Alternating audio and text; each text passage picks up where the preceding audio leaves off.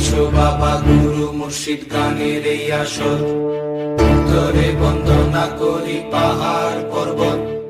আইসো গো মা সরস্বতী কণ্ঠে করো ভর, পশ্চিমে বন্দনা করি মক্কা বালুস্তান।